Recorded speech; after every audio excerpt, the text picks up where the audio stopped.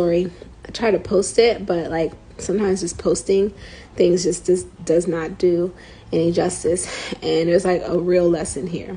So this morning I'm chilling, I'm watching a little bit of YouTube, trying to get into my little Bible studies. I just finished my little Bible studies, trying to get right, and put my books down. I'm staring at the ceiling and I'm just thinking, man, I have small little things, a little bit of things. I have small little world, small things. I'm so grateful for everything I got. Like, I was just so sorry, I'm getting way off track. Anyway, I'm just so happy just looking at my little apartment and everything. And my son comes in and he says, "Mommy, tell me a story." I was caught off guard, unarmed with, a story off the top of my head. So I said, "Lottie, Dottie, we likes to party. We don't cause trouble. We don't bother nobody."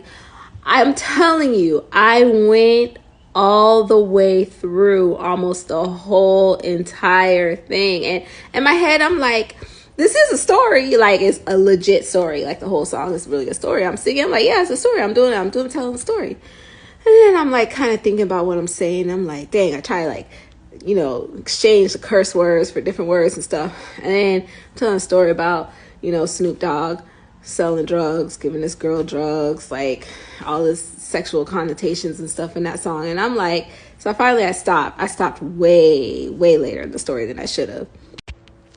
So anyway, I was like, all right, there's your story. He laughs at me, goes to his room. He didn't really know what I was saying. I thought to myself, I was like, dang, I have not even thought about that song in like 30 years. And I cannot believe I still knew the song all the way by heart. And I just finished reading my Bible, like trying to get into like learning the Bible and stuff. But when my son told me to tell him a story, I went back to the story that had been sitting in me dormant for the longest amount of time. So that's why you just cannot get caught off guard, y'all. You really do. Like, when it comes to turning your life around, like I stopped drinking, I'm trying to study the Bible.